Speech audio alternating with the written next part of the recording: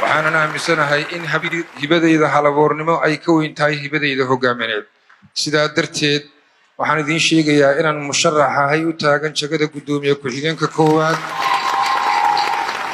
ee xisbiga kulmiye ururadii waa la furay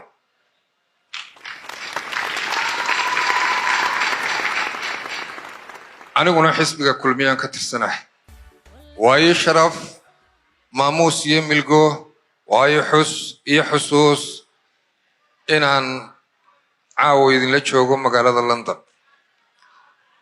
waxaan u mahadnaqayaa guud ahaan jaariyadda ku nool dalka UK waxaan u mahadnaqayaa magaalooyinka kala duwan ee dalkani ka kooban yahay Bristol baan xusayaa Cardiff baan xusayaa Sheffield baan xusayaa Birmingham baan xusayaa London iyo waxyaheeda iyo centerkeedana waan xusayaa waxaan ku soo beegmay anigii xildhibaanada kalena aanu nimi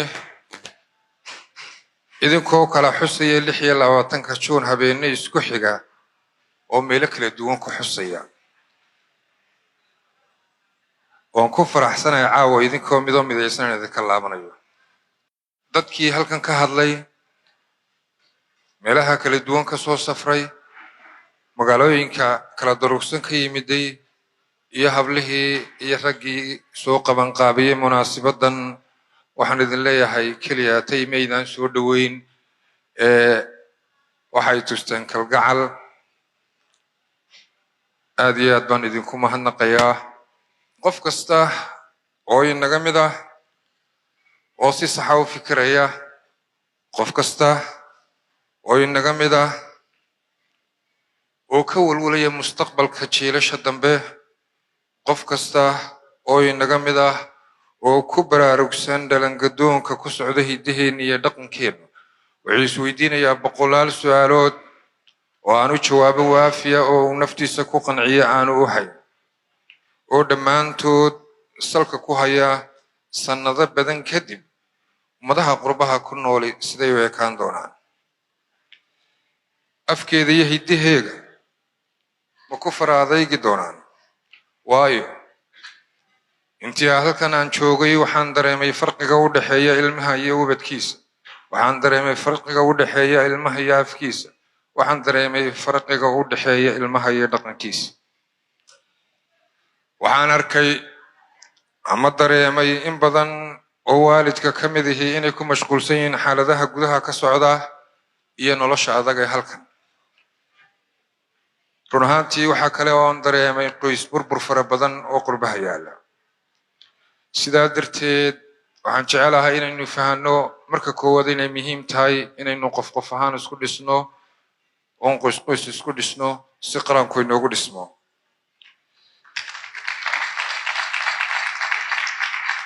inta markaan ka imaado haddii dalkeenu noqon lahaa dal horumarsan haddii dalkeenu noqon lahaa dal baahiyaha aasaasiga aanad ka warwareyn haddii dalkeenu noqon lahaa sida dalkan aad joogtaan dal u horumarsan oo dadkiisu ay la dadaaleen miyaa ku qanacsanaan lahaydeen ku shaqaysiga iyo ku noolaashaha meel amarti iyo ku tihiin magan miyaa soo dhoofi lahaydeen miyaa soo tacabuli lahaydeen idinkoo qaran joog noqon karaya miyaa qulqul joog noqon lahaydeen waa maya haddaba haddii ay naga dayacmeen fursado badan oo dalkeena aynu kaga dhigno dal horumarsan inagoo kaashanana khibradihii 60 sanadood ee tagay oo aynu si wada jira oo midaysan uga fikirnaa in jiilasha inaga dambeeya aynu u sameeyno nololteena ka dooroon walaalayaal ma jiri karno ma noolaan karno qarniyaal iyo boqolaal sano balse waxa wanaagsan ee aynu qabanno ayaa boqolaal sano iyo kumanaan sano jiri kara guryahan Victorian-ka la yiraahdo iyo Bridge and Bristol ku arkay iyo xeerasha House of Commons-ka yaala dadkii sameeyay halkay ku nool yihiin halkay joogaan soo meyti may noqon soo dunidan guudkeeda kama yahaa jirin balse wixii ay sameeyeen soo maanta ma noola waxa loo baahan yahay in jiilasha inaga dambeeya aynu ka fikirno in aynu wax wanaagsan uga tagno reer Somaliland waxay haystaan dowladnimo aanay dhalanteed iyo dhayal aanay ku helin. waxay haystaan dowladnimo ay waqti adag la soo mareen. waxay haystaan dowladnimo juhdi iyo tacab fara badan ay geliyeen. dowladnimadu dadka waajibaad bay ku leedahay, dadkuna xuquuq bay ku leeyihiin. dowladnimadu dadka waajibaadka ay ku leedahay waxaa ka mid ah inay nabadgelyada dhankooda ilaaliyaan, inay horumarka ka shaqeeyaan, inay cashuurta bixiyaan, inay shuruucda iyo qawaaniinta raacaan. markay dadku waajibaadkaasi ka soo baxaan, dadku xuquuqaad bay helaan. xuquuqaha maxaa ka mid ah? waxaa ka mid ah inay amni ku noolaadaan, inay wax bartaan, inay caafimaad helaan, inay shaqooyinka iyo fursadaha kale ee khayraadka u sinaadaan. haddaba si dowladnimadeennu u taabagasho, dalkeennuna u helo horumar, dadkeennuna u helo horumar iyo adeeg bulsho, si dadkeennu u helaan shuruuc iyo qawaaniin lagu kala socdo, si dadkeennu u helaan cadaalad iyo garsoor la mahadiyo, waa in saddexda dhadhaar ee dowladnimadeennu ka kooban tahay kala madax bannaanaadaan, iyagoo haddana leh wada shaqayn hufan oo qaanuunku ogol yahay oo xaal mastuur ka madhan. walaalayaal, dhulkii hooyo iyo halkii aa ka timaadeen waxaa jira oo jooga qoysas danyara. halkii aa ka timaadeen iyo dhulkii hooyo waxaa jira oo jooga hooyo ubad agoona haysata oo ka warwarasa waxyaabaha nolosha baahiyaha asaasiga u leh, hadday tahay waxbarasho iyo hadday tahay quutal daruuriba. halkii aa ka timaadeen walaalayaal waxaa jiray oo joogay wiil iyo dhalinyaro wax baran lahaa hadday heli lahaayeen fursado ay wax ku bartaan. waa halkii aa ka timaadeen. waxaa jira oo jooga in badan oo bulshadiinna ka mid oo dhimirka wax ka qabtaa oo xisku dhiman yahay, in kale oo naafa ah, in kaleoo xanuunsanaysa. dhulkii hooyo iyo halkii aa ka timaadeen waxaa jooga bulsho weyn la yidhaahdo reer Somaliland. dalkooduna Somaliland yahay, ciiddooduna Somaliland tahay. dadkaasi duruuftay doonaan ha ku noolaadaanee nabadgelyay haystaan. nabadgelyada ay haystaan ma aha damaca qofeed darteed in loo carqaladeeyo.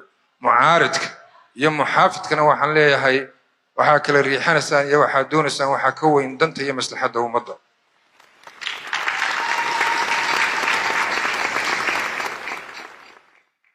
sidaa ka warqabtaan,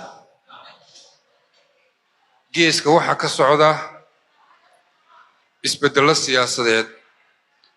dabaylaha iyo duruufaha geeska ka socda waxaan ka soo qaadan karnaa barnaamijka loogu magac daray isdhexgalka ama integration saa u taqaanaan.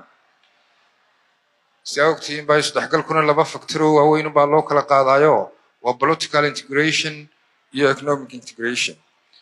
isdhexgalka siyaasiga ahi wuxuu meesha ka saarayaa xuquuqihii masiiriga ahaa ee dal madax bannaani lahaayeen oo dhan.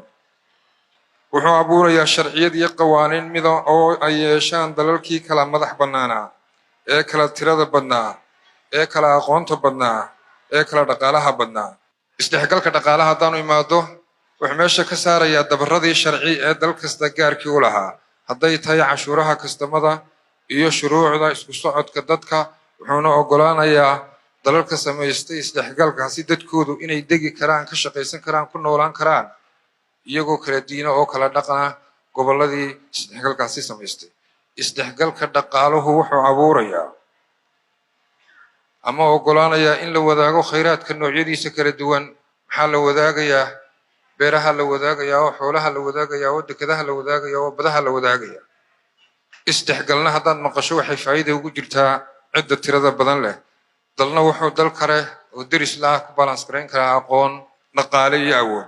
sidaa darteed isdhexgalka buuxa Somaliland qorshe cad ayay ka yeelatay ama ka leedahay.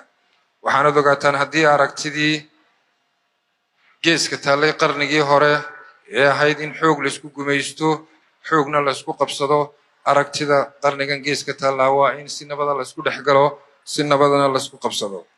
abril 18 waxaa dhacay isbeddel siyaasadeed oo ka dhacay dalka Ethiopia, waxaana isbedelay ra'iisul wasaaraha iminka jooga iyo ra'iisul wasaarihii hore. isbedelka dalka aynu jaarka nahay ka dhacay oo ay cilaaqaad fiican inaga dhexeeyey. Somaliland wuxuu ku keenay culays siyaasi ah, mid dhaqaale iyo mid diblomaasiyadeed.